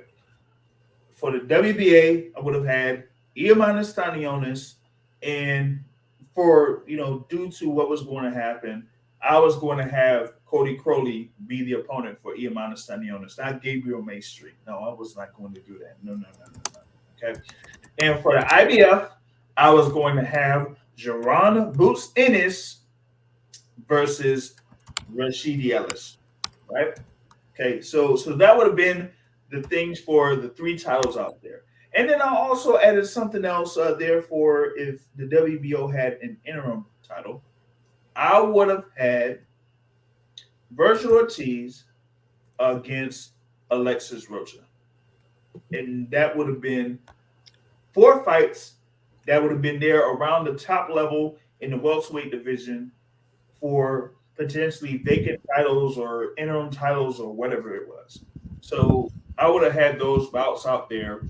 particularly if Errol Spence Jr. moved up to 154 pounds, or if we would have had the fight and on November 19th for the undisputed titles, and Errol Spence Jr. won and then moved up to 154 and gave up all the belts, then you would have had those fights in 2023. It's like, yeah, oh, yeah. man. Look, man. This is really a terrible situation for boxing and our fans, and it really makes us look stupid. It's like, goodness gracious, man. It's like, what do these fighters really think this main event is actually worth? It's like fighters and also some columnists and reporters don't think that we can actually do and kind of crunch numbers and see if a fight is financially feasible or not. Well, yeah, I mean, that's what the networks do to determine how much they're willing to offer for the guarantee. Mm-hmm. So apparently Terrence Crawford understands the business better than Showtime and Stephen Espinoza. Showtime and Stephen Espinoza, or who I mean, come on. box, does he really know the business better than these guys? and better than the representatives for the zone, or But Eddie Hearn flat out said, "Hey, man, for the fights that you want, we can't help you." Yeah, can't help you, man. Can't help you. And Bob Arum, he's like, no, I'm good, man. Even when he was still signed under contract, Bob Arum didn't want to have anything to do with him. Yeah, ESPN's out. The zone's out. Then you do this whole thing with Showtime. Look. After this experience, I'll be very surprised if they still are willing to do business with him, especially when this debacle of a pay-per-view tanks. Like I'm right. So with that being said, regardless of this happens or not, come the beginning of 2023, don't be surprised if you may have seen the last of Terrence Crawford in the ring. Yeah, look, he's already made enough money. Yeah. He's already made enough money. He's already made a lot more than he ever dreamt that he would make. And he doesn't live extravagantly. Okay? So, guys, and once again, no one, and this is the biggest takeaway, no one's going to want to work with him from this point forward. He's proven himself in this negotiation that, and even before this happened, I said, look, maybe the reason why he's actually being this difficult and being this demanding is because he's planning to retire after this event. But I tell you what, after this, he'll have no choice, even if he doesn't want to. Right.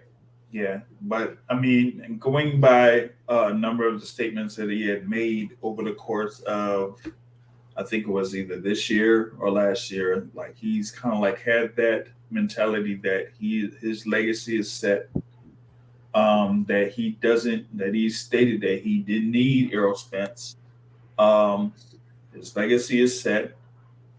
He says that he's a Hall of Famer already. I mean, he is, but he's saying like he doesn't feel like he needs a defining or career-defining fight from what he's done. That he feels like his resume is enough to kind of like solidify himself as a fighter that stands out.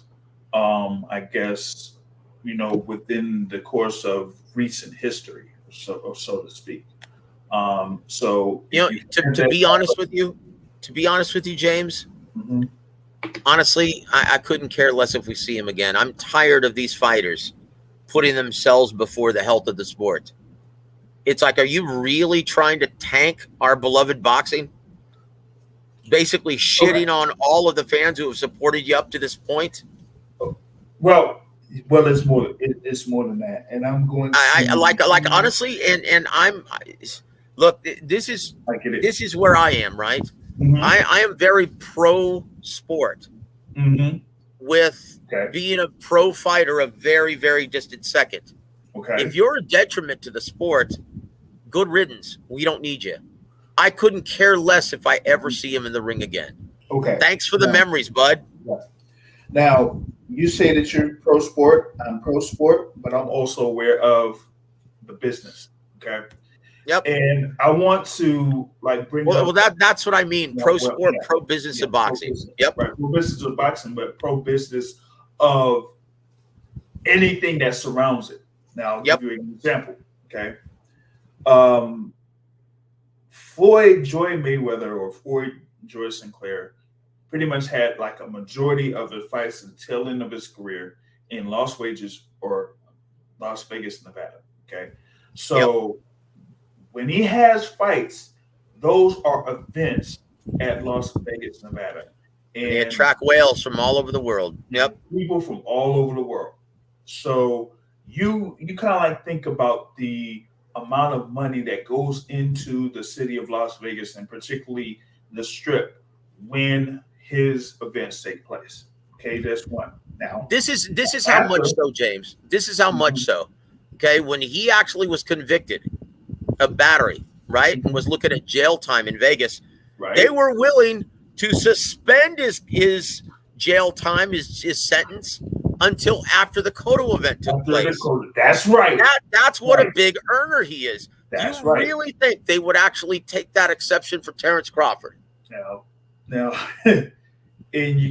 so I'm like, you go from Floyd Mayweather to Canelo Alvarez, having his events at, Las Vegas. Now, one thing that I kind of brought up was one instance where I thought it was going to be in Las Vegas for the originally scheduled rematch between Canelo Alvarez and Gennady Golovkin.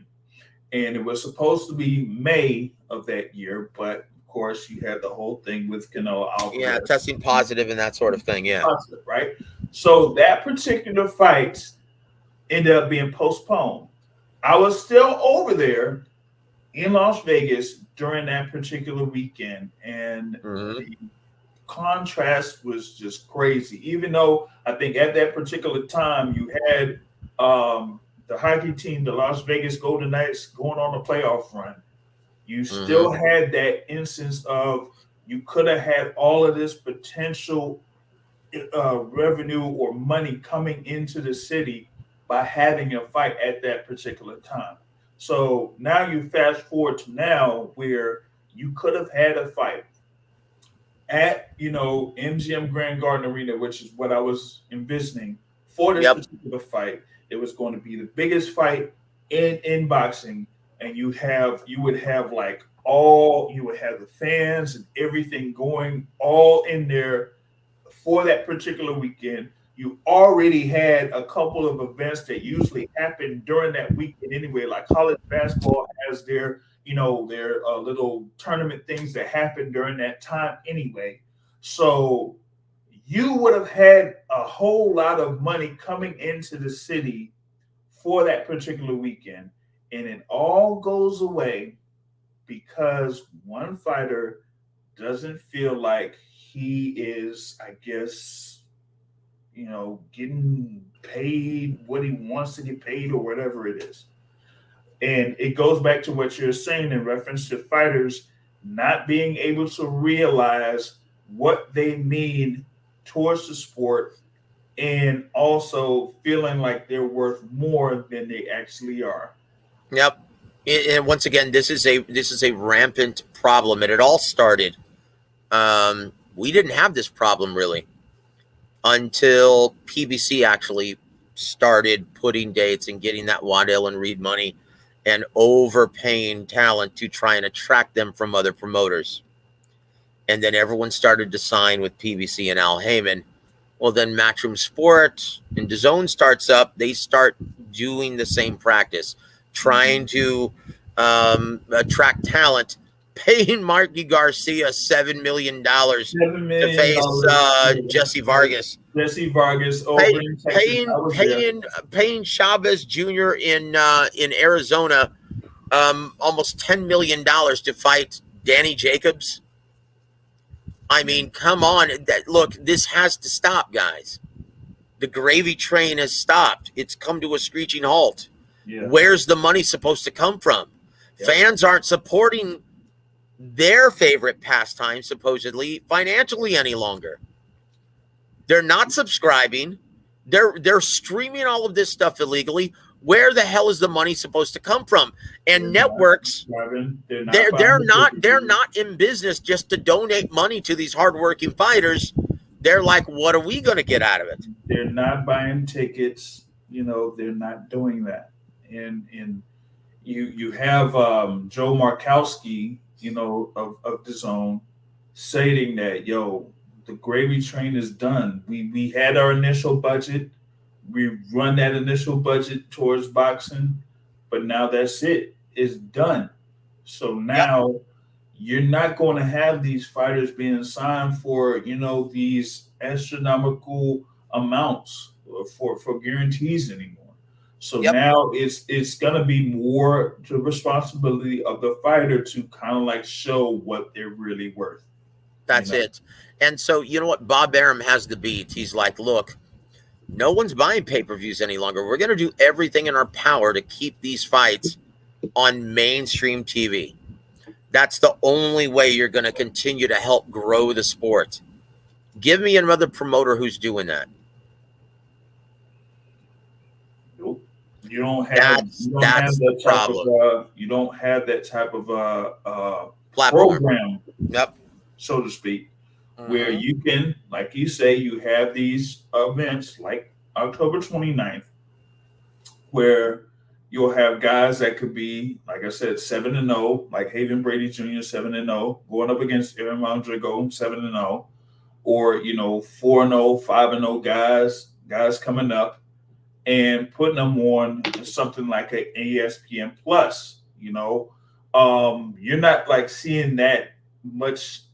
At least I don't feel like you're seeing it that much there with like a Fox Sports 1, or like something of that particular caliber, where you could put guys that are 5-0, 7-0, 8-0 or 10-0, and put them in a slot and have them have those type of fights. So that's one thing that kind of like has to clean itself up a little bit, but it almost seems like a number of these fighters want to see if they can get in on the TV things, and that's definitely not unlimited. So you're gonna have to find a way to get yourself some fights. You're not gonna be on TV all the time. You're not going. That you hit the nail right on the head. Look, the future of these fighters staying busy. They're going to have to start fighting more often, and depending on the live gate, depending on sponsorship. I mean, look, if you're in this business, you already realize that that's how pretty much every prospect on PBC's roster stays busy, is by fighting off TV. Yeah. And I'm a part of several cards in which, half the fighters are signed with bigger promotional entities. Like that. And guys, that's the future. So if you want to help this sport, start financially supporting your beloved boxing. Buy a ticket to your regional events. Go visit the gyms. Go start supporting these local fighters, because that's going to be the future of boxing in America. I hate to say this. And hey, go get a good look. Take a good look at the calendar, right? Take a good look at the calendar this year. Look at all the dates that we enjoyed this year. Take a good look, because it's over. You're not going to see a year like this for a very long time. Not unless these fans, and it's twofold. One, fans have to start financially supporting the product. Purchase the streaming apps. Don't be streaming this stuff illegally. And two, fighters need to start being more reasonable with their pre-fight demands.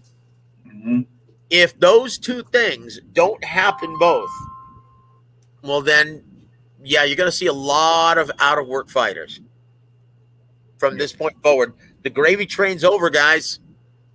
It's over. It's a wrap. And you talked about the thing there with a number of these guys that that have been on TV, that have to get fights that are off TV. And you talk about supporting these local cards and things like that. One that I was scheduled to cover, but it has been rescheduled, and that's Beltweight Battles in Washington D.C. It has been rescheduled to November 19th. So that full particular card that will be for November 19th. That will be in Washington D.C. So you're going to have guys that have been on TV, that have contended for either like world titles, or they were on the cusp of contending for a world title. They are in part of the cards like this. So like if you're a fan of the sport, you would have to come out and support these type of cards. It doesn't have to be on Showtime or Fox or ESPN or anything like that, for you to support the sport of boxing. So That's right. And we have like a lot of cards like this, that are around, or at least definitely around my area. So there's that. So, but with that being said, got to have these instances where we're supporting those that are coming up, because they're going to be the future. Yeah, I know you see these guys on TV. You see the Shakur Stevensons, you see the Devin Haney's, you see, guys like a Duke Reagan, you see the Keyshawn Davises and things like that. But there's also a lot of other fighters that are out there that are not featured on TV, that are up and coming, that you would want to support. You know what I'm saying? That have a ton of talent. And so guys, get involved. Look, look, get off your damn computer, guys. Okay, go to these local gyms. Go help promote and support these local fight cards. Okay, get involved with the business from the grassroots level. You'll have a greater understanding as to how this business works and to what these guys deal with on a monthly basis. Yep. Okay, get involved. Most definitely. Because you're not helping the sport just criticizing these hardworking fighters, the promoters, the networks with a bunch of lip service online. You're not helping anybody. That's the last thing I have to say. James, I tell you what, it's been an absolute pleasure, sir. Thank you for providing the platform. And I tell you what, if anyone wants to join me tonight, I know James will be there. Tonight at 11 p.m. Eastern, 10 p.m. Central, we're going to be visiting with Coach James Gogi. And if you think I was brutal about Crawford Spence debacle, well, buckle up, man. Wait till you hear what the coach has to say. Someone who's been in this business for 5 decades, well, you're going to get it.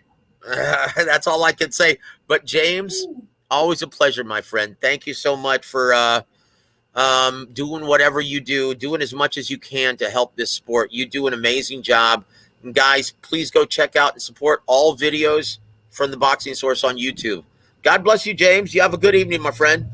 Oh, without a doubt. Thank you, Joseph Heron, for joining in on this particular conversation here for this podcast, this episode, the October 23rd, 2022 episode of the Boxing Source Radio Show. And like he said, you will catch James Gogi on the War Week Radio Network here. If there's anybody that will go in on these fighters, it's definitely James Gogi, okay? Guys, expect him to give both fighters the big one-gun salute in the camera tonight. It's coming. James, God bless you, brother. We'll see you later tonight, my friend. All right, no problem. We'll definitely be tuning in and listening in and everything like that. So that is your episode there for the Boxing Source Radio Show. Thank everyone for joining in. You had Joseph Heron joining in. You had Lefty joining in from Chicken Talk.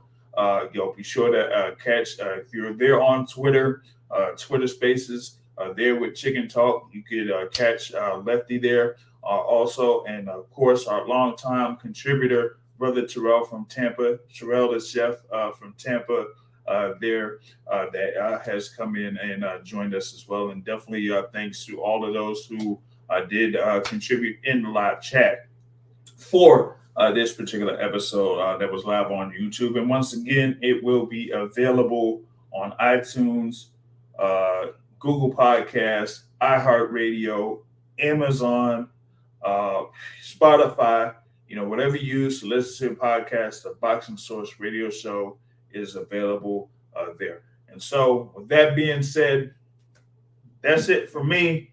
And like I say from the end of every show, the point of boxing is to hit, not to hit. Yeah. Let me do that again.